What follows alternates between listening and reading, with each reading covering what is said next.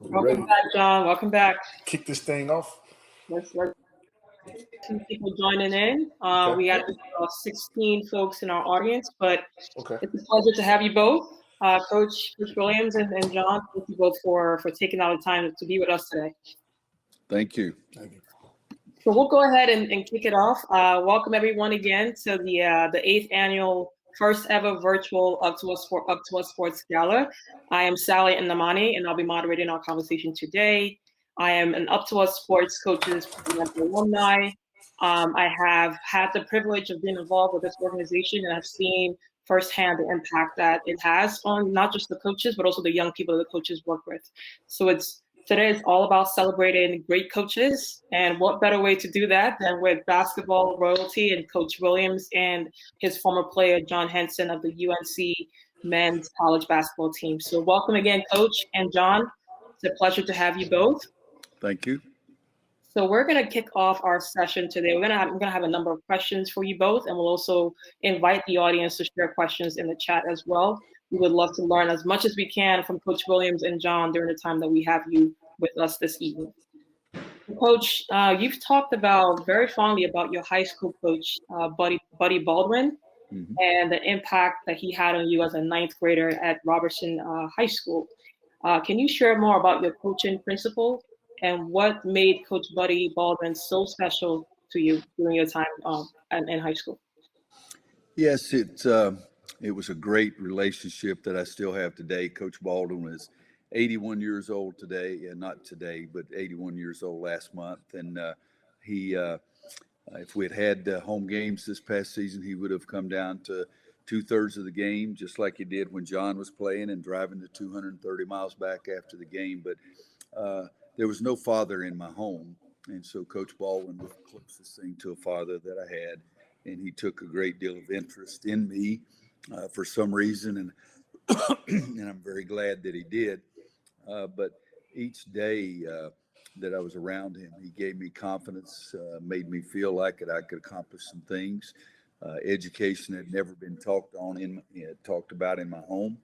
My mom quit school as a 10th grader. My dad quit school as a 6th grader, and they had split. But from the time I was 11 years old on, there was no man in my home. And so Coach Baldwin was that father figure, but he took tremendous interest in me.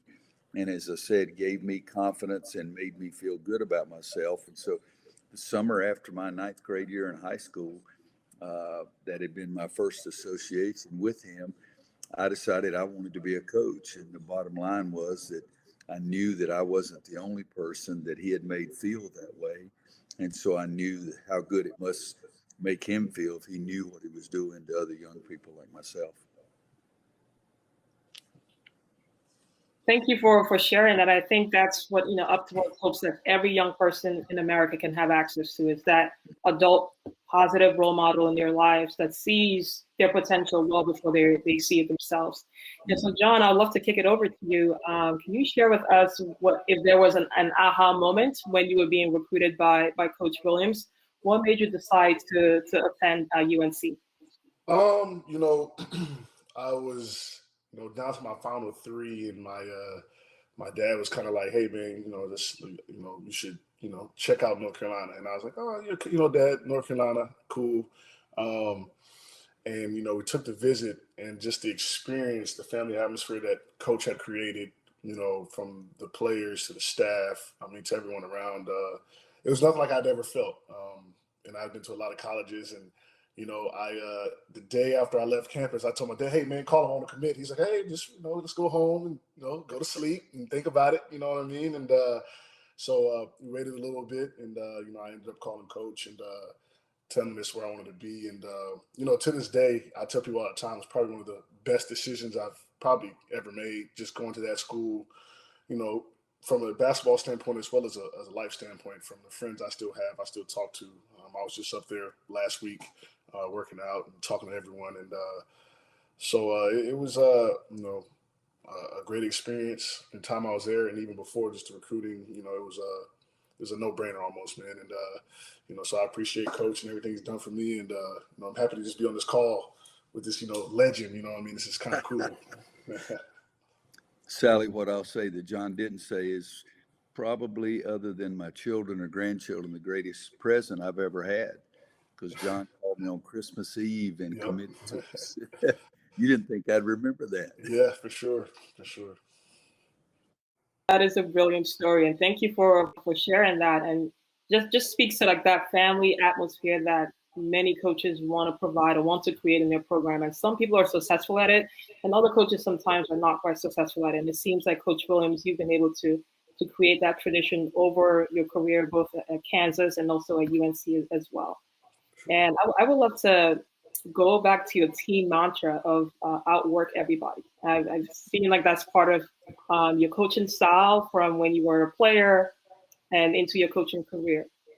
And a lot of grassroots coaches sometimes struggle with finding the balance between challenging their players and getting the best out of them versus being perceived as being really hard on their players. Can you share with us how you balance those two things of great work ethic and bringing the best out of your players, and at the same time, really being that father figure and creating that sense of belonging that your players seem to enjoy?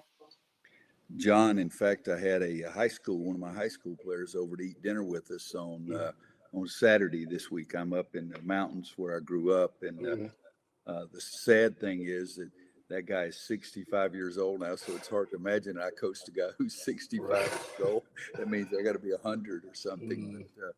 But we had a big laugh, John, because the first game I wanted to feed everybody, and it was not a very wealthy school district, to say the least, and some of our kids were fairly poor, and so I decided to take them to my house for a pregame meal. But we didn't have enough time from the end of school until the game.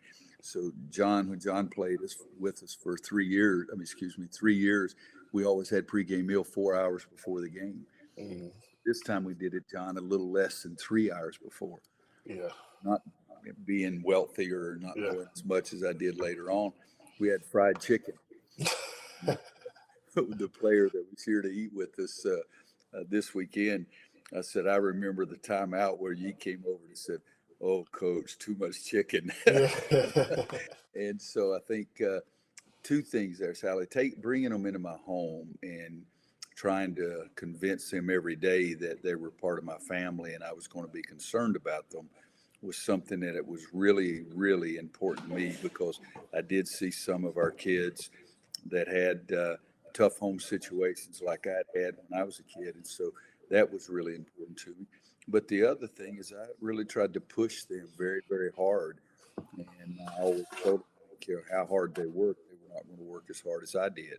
And so I tried to push that work ethic to them as much as I could, knowing that they could work as much as they possibly could and still may not be successful.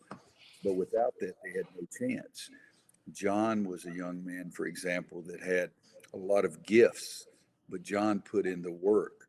And I remember when I recruited John that he wanted to see if he could be a perimeter player at 6'10". And I told him I would give him a chance to do that. And I stuck with what I told him. And about 2/3 of the way through his freshman year, we'd had 2 or 3 or 4. We had quite a few guys get hurt. And I said to John, John, you and I, we need to have a discussion. And he said, about what? And I said, about my promise to you is that I'd give you a chance to be a perimeter player. He said, Coach, that's not working out very well. Let me get my own big old self down in low where I could do some work. And so that trust, I think, that I gave John by doing what I told him I was going to do helped him. And my trust in him was that he would understand and see the same thing I did.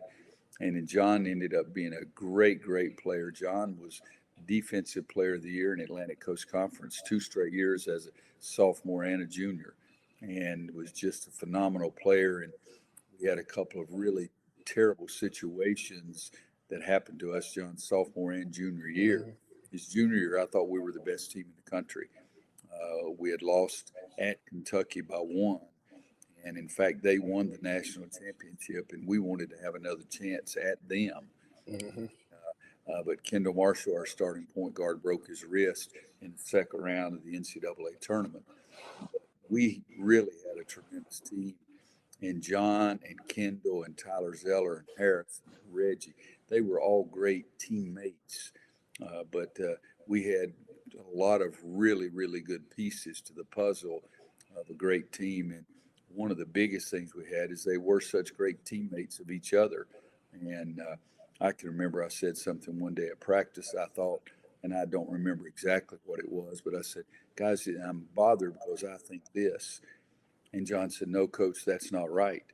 And I didn't smile openly, but I smiled myself because that meant he trusted me because he could disagree with me in just a very straightforward manner. And I think, John, I think that was at the end of your sophomore year. Yeah. But I trusted John, and I think he grew to trust me, and I grew to trust him. But you've got to work hard. You've got to show them that you care about them. And I've always felt like I was a coach that I may not see John for several months. And when they FaceTimed me a couple of days ago, it was like we had just left each other the day before. And that's a relationship that I really love. I don't call them every day to say that I love them, but they know that I do. And Big John, I'll tell you something that's really neat is that when people mention the name John Henson to me, that brings a smile to my face. Yeah. It's a great legacy to have. I appreciate that. That's good. Sharing that trust is really a fundamental part of developing that relationship with your players. John, I would be curious about your career in the NBA. How much do you feel that Coach Roy has impacted you, prepared you for some of the challenges that you may have, or even the successes that you've experienced in the league?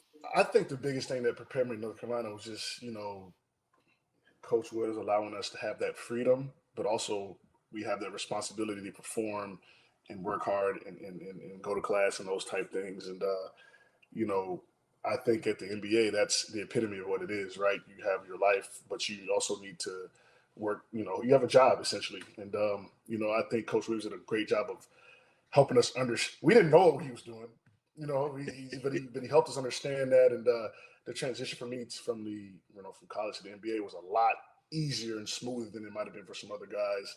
And, I think, more so than anything off the court. For me, when I came in, I always like to say I was a boy, I left a man. Just from a maturity standpoint, on the court and off the court, learning from my mistakes and coach allowing me to learn from my mistakes. And, I think, that was another kind of big part of, my success, in the NBA, just being able to stick around. And coach does a great job, of preparing you, even if you don't know, it's after the fact, you look back and say, wow, I'm glad that happened. I'm glad he did that, or I understand why he said that or made us do that. And I think that's a beautiful thing about, having such a great coach like that. I have a question around your thought of the day tradition that you have at UNC. I would be really curious, John, which of the thoughts of the day really stood out to you during your time at UNC, or even I got it. My favorite one. Nothing great was ever done without enthusiasm. That is like my quote of my life. I wish I could put it on my wall. You know what I mean? I think people always ask me about, hey, do you have a quote for this? So I know people that work in management positions and they put quotes on boards, and I always tell them that one. I think that's kind of the epitome of what coach is about, man. And that one has stuck with me over the years. And Coach, what's your go-to thought of the day these days? Oh, I've got so many of them. John doesn't know this, but I probably have 10,000 of them that I keep looking at and going through. And John, I think you'd think this is fairly cool. When I left Kansas and came back to North Carolina, Coach Smith gave me a sort of a Rolodex with different thoughts of the day. And I already had folders of like thousands of them. But it was a neat thing because he would write in there the date that he used it as the thought of the day on the practice plan. And so for the last 18 years, I've still used some that were not in the Rolodex. It's pretty neat to go through that because I started doing the same thing. And so I could go through there and see the thoughts of the day that I used when John was playing for me. So, John, I thought it was something that he would really appreciate. So before I left Chapel Hill, I had shown it to Coach Hubert Davis one time. So before I left, I put it on Hubert's desk and told him to enjoy this. But they are important because I do think Marcus Page, in fact, at the end of his career on senior night, talked about that he had started writing them down because he thought there were some things there that would help him focus better or whatever the rest of his life. And for me, I've got so many good ones. I love the one that we used in 2005 as sort of the mantra for our team that won the first national championship with our coaching staff was be led by your dreams, not pushed by your problems.